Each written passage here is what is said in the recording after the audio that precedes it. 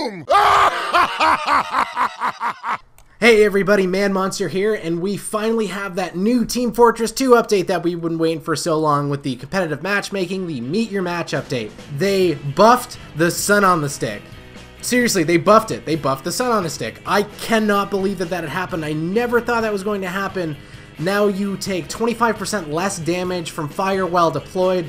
Probably still not going to use it. I understand that that buff. It makes a lot of sense, and it's so crazy because of all the videos I've seen about asking to buff the sun on the stick. It's just so known in the Team Fortress 2 community as the laughing stock of all of the weapons, and it is just so bizarre to see that getting a buff to mean that now when you see somebody using it, it's no longer going to be a thing where you take a screenshot of it and post it on whatever forum and laugh at this person. It actually has some kind of use, and that is just absolutely mind-blowing that they would do something like that. So oh, well, slightly bad news for anybody who really likes the disciplinary action, the whip. Unfortunately, the duration got reduced from 3 seconds to 2 seconds. Also, it seems that they finally got around to nerfing the critical. That's an interesting marked for death. That's a pretty good way to nerf it a little bit. It is a little bit overpowered. Wow, and the piss rifle, the Sydney Sleeper, that got a very, very interesting change. It looks like it's finally going to headshot. So now when you headshot with the Sydney Sleeper,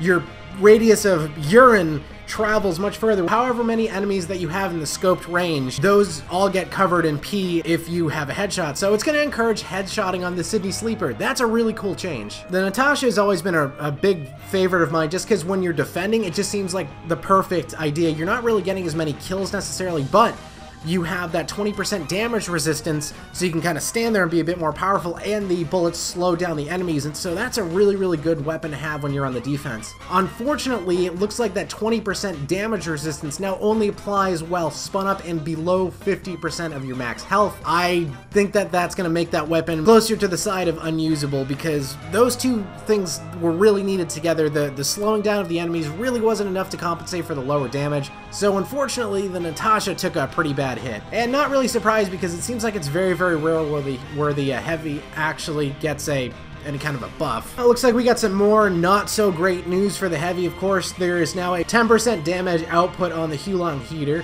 I don't really know too many people who use the Hulong heater just because of the ammo consumption, but that is interesting that they added a 25% damage increase on burning players, which kind of mirrors one of the flare guns almost. That one makes a lot of sense. Not crazy about the damage decrease, but I mean, this weapon is so unique, it would make sense that it would have vastly different stats than the other minigun. They made the Spy faster. The max speed increase has gone from 300 to 320, but that's good. That means that it's going to be easier, a little bit easier to, oh, I don't know, use the Your Eternal Reward to get that first initial kill. That's a really cool weapon, but it is a little bit underpowered in my opinion, just because it's so hard to get that first kill. So now you're going to be able to run a little bit faster. It'll make it a little bit easier. Interesting pyro changes as well. The ManMonster, they removed that hidden 20% fire rate penalty. I always thought the ManMonster was a really good weapon. It's really different. It's not really used, but the whole ability to extinguish your teammates and then get a critical hit for it and get that 20 extra health points, that's a really cool tactic. So I'm kind of glad to see that this weapon has been buffed. It's probably going to encourage players to use it more, so maybe some other people will get to see how cool the ManMonster really can be. Oh, now this is interesting. Medic definitely got some crazy cool changes. All right, so now what you could only do with a quick fix, where you can run as fast as your healing target is running. Now with any medigun, you can run as fast as your healing target. So that's pretty cool. So now any medigun you're using, doesn't matter which one, you're gonna run as fast as a scout while you're healing a scout. Oh, it looks like they attempted to do something with the overdose. What do we have here? Increased movement speed bonus to 20%. Oh, that's great with the overdose. Finally, they changed it.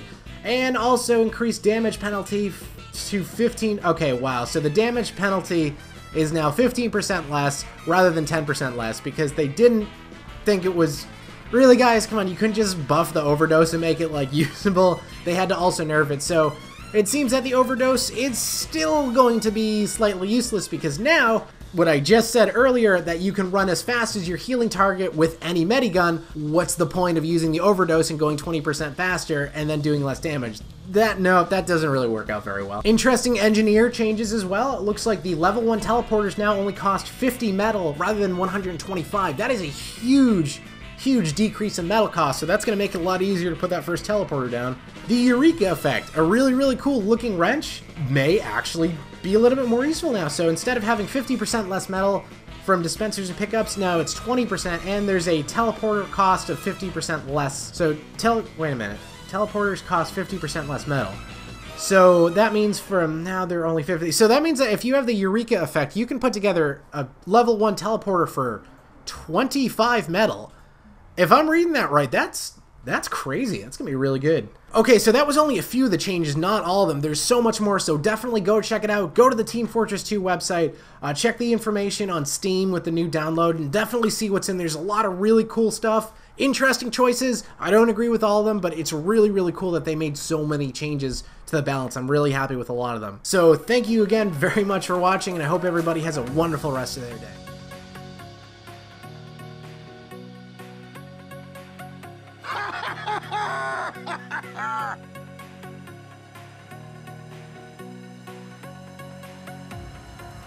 Look at me! Look at me!